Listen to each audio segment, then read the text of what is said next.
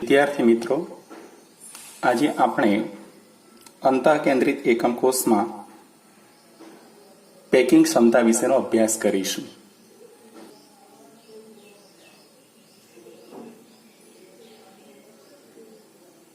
અંતઃકેન્દ્રિત એકમ કોષમાં અવકાશ ફરતી રચના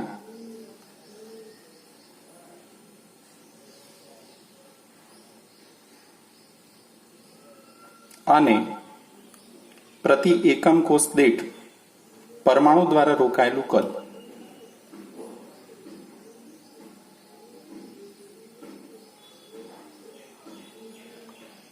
આપણે અહીં અંતઃકેન્દ્રિત એકમ કોષ જોઈ શકીએ છીએ.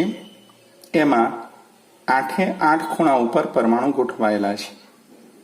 વળી એક અંતઃકેન્દ્રિત પરમાણુ પણ ઉપલબ્ધ છે, પણ તે બધા ભેગા મળીને પણ આ સમઘનનું સંપૂર્ણ કદ આવરી લેતા નથી અને માટે અહીં આપણને 100% પેકિંગ ક્ષમતા પ્રાપ્ત થતી નથી.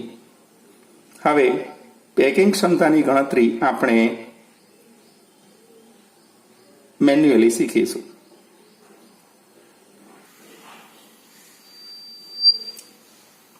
વિદ્યાર્થી મિત્રો, અંતઃકેન્દ્રિત એકમ કોષ અહીં રજૂ કરવામાં આવેલું છે. અંતઃકેન્દ્રિત એકમ કોષમાં 8 ખૂણાઓ તેમજ અંતઃકેન્દ્રિત પરમાણુ રજૂ કરવામાં આવેલો છે. અહીં અંતઃકેન્દ્રિત સમઘનમાં અંતઃવિકર્ણ ઉપર રહેલા દરેકે દરેક પરમાણુ એને આપણે ડાર્ક કરેલા છે. અહીં અંતઃવિકર્ણ તરીકે AF પ્રાપ્ત થાય છે. AF બરાબર C છે.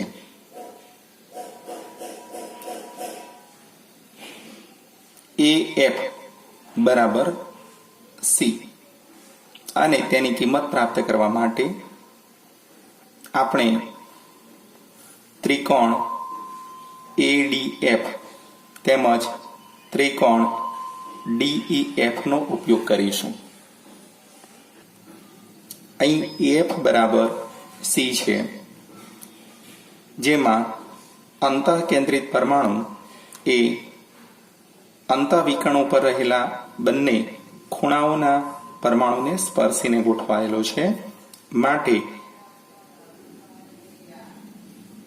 AF ની લંબાઈ એ આ ગોળાની ત્રિજ્યા તેમજ અંતઃકેન્દ્રિત પરમાણુનો વ્યાસ તેમજ આ ખૂણાઓ પર રહેલા પરમાણુની ત્રિજ્યાનો સરવાળો થશે.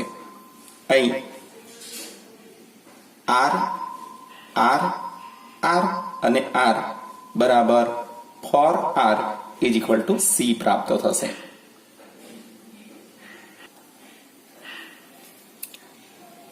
અંતઃવિકર્ણ ઉપર ખૂણાઓના પરમાણુ અંતઃકેન્દ્રિત પરમાણુને સ્પર્શીને ગોઠવાયેલા છે. અંતઃવિકર્ણ પર ખૂણાઓના પરમાણુઓ અંતઃકેન્દ્રિત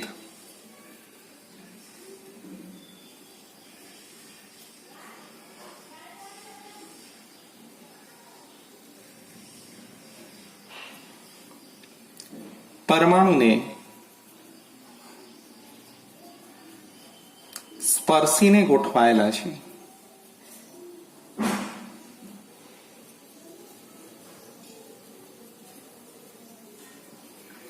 માટે અંતઃવિકર્ણની લંબાઈ C = 4R થશે.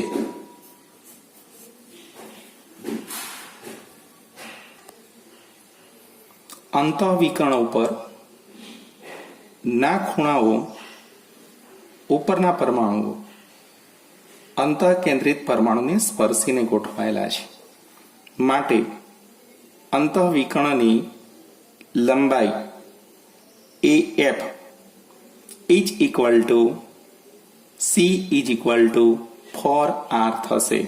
R plus R is equal two 4R. હવે અંતઃવિકર્ણની લંબાઈ મેળવવા માટે નીચે મુજબની ગણતરી કરવી પડશે. અંતઃવિકર્ણની લંબાઈ મેળવવા માટે આપણે નીચે મુજબની ગણતરી કરીએ. સૌ પ્રથમ ત્રિકોણ DEF લઈશું. અહીં ત્રિકોણ DEF માં ખૂણો E 90 ડિગ્રી છે. ત્રિકોણ DEF માં માપ ખૂણો E is equal two 90 degree. માટે આપણે પાયથાગોરસના નિયમનો ઉપયોગ કરી DF ની કિંમત પ્રાપ્ત કરી શકીએ. તો મિત્રો DF square is equal two DE square વત્તા EF સ્ક્વેર. હવે અહીં DE તેમજ EF એ એકમ કોષની ધાર હોવાથી ધારની લંબાઈ A અને A હશે. માટે DE square is equal to A square અને EF square is equal to A square. માટે DF square is equal to A square plus A square is equal to 2A square. હવે DF square is equal to 2A square પ્રાપ્ત થશે. Number 2, હવે ત્રિકોણ ADF માં માપ ખૂણો D is equal two 90 degree. માટે ત્રિકોણ ADF માટે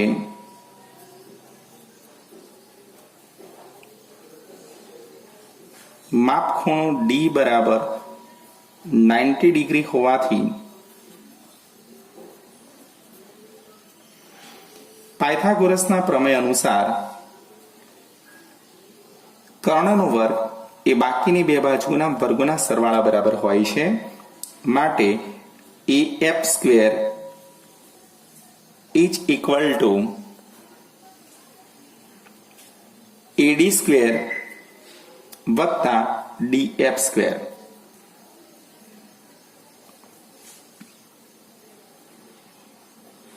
મિત્રો અગાઉ આપણે DF સ્ક્વેરની કિંમત પ્રાપ્ત કરી ચૂક્યા છીએ. અહીં DF સ્ક્વેરની કિંમત is equal to 2A square અને AD square is equal to A square.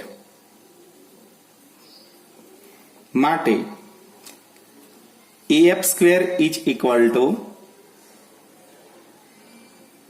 3A square. અંતઃવિકર્ણના વર્ગની કિંમત AF square is equal to 3A square. Therefore AF is equal to √3A પ્રાપ્ત થઈ શકે. મિત્રો અહીં આપણે AF ની કિંમત 4R લઈ ચૂક્યા છીએ અને માટે AF is equal two 4R લખતા √3A બરાબર 4R આ એક સૂત્ર આપણને પ્રાપ્ત થશે. તો √3A બરાબર 4R. Therefore R is equal to √3A upon 4.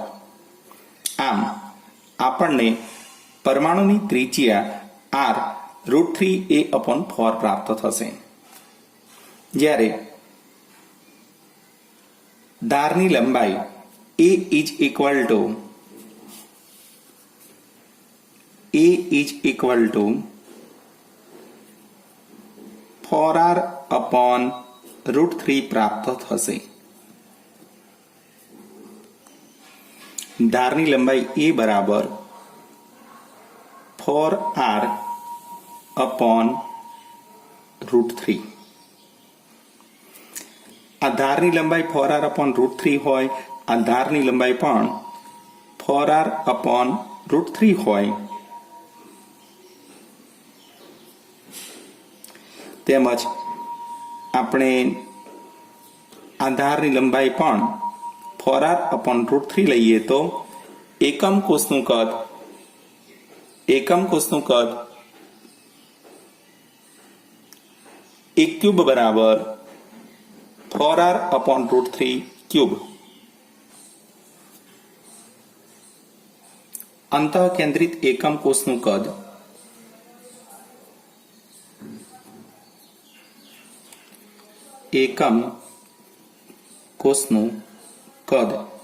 V is equal two 1 cube.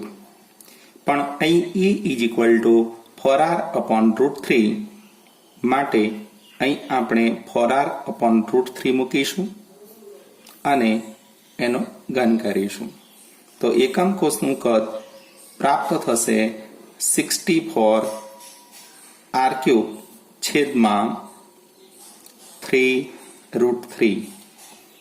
એકમ કોષનું કદ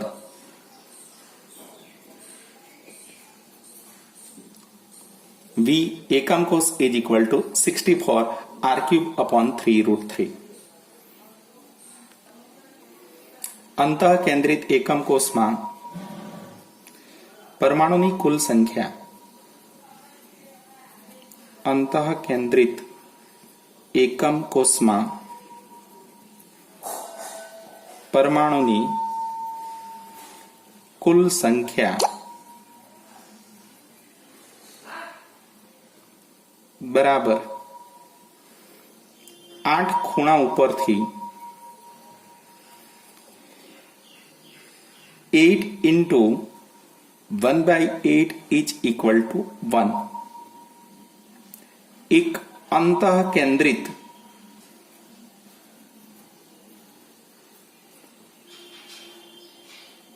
એકમ કોષમાં એક માટે કુલ પરમાણુની સંખ્યા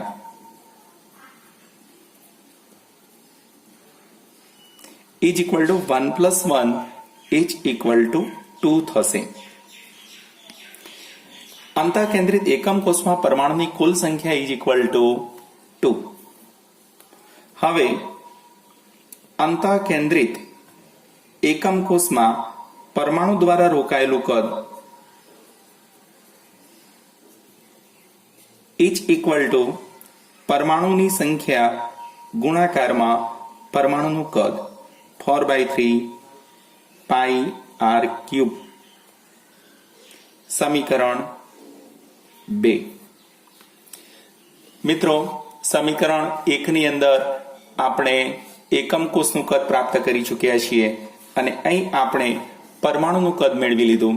આમ આ બંનેની મદદથી આપણે અંતઃકેન્દ્રિત એકમ કોષમાં પેકિંગ ક્ષમતા શોધી શકીએ. તો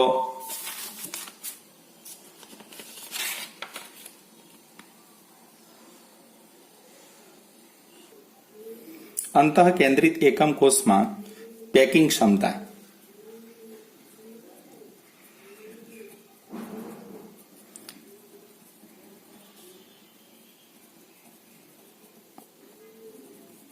પેકિંગ ક્ષમતા ઇઝ ઇક્વલ ટુ એકમ કોષમાં પરમાણુ દ્વારા રોકાયેલું કદ ગુણાકારમાં 100 છેદમાં એકમ કોષનું કદ. હવે પરમાણુ દ્વારા રોકાયેલું કદ આપણે 2 into 4/3 પાઈ r³ મેળવી ચૂક્યા છીએ.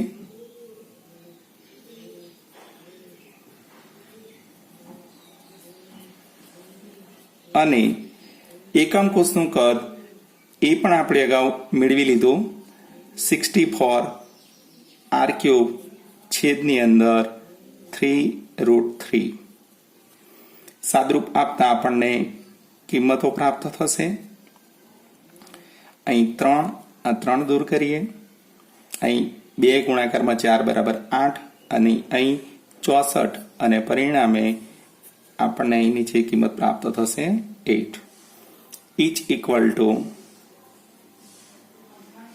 આ √3 અંશમાં જતા √3 પાઈ અપન 8 ઇન્ટુ 100 ઇચ ઇક્વલ ટુ 68%. મિત્રો અહીં આપણને પેકિંગ ક્ષમતા અંતઃકેન્દ્રિત એકમ કોષમાં 68% પ્રાપ્ત થાય છે. માટે છિદ્રો દ્વારા રોકાતું કદ પરીક્ષામાં પૂછાય તો અંતઃકેન્દ્રિત એકમ કોષમાં છિદ્રો દ્વારા રોકાતું કદ is equal to 100 minus packing ક્ષમતા is equal to 100 minus 68% is equal to 32%.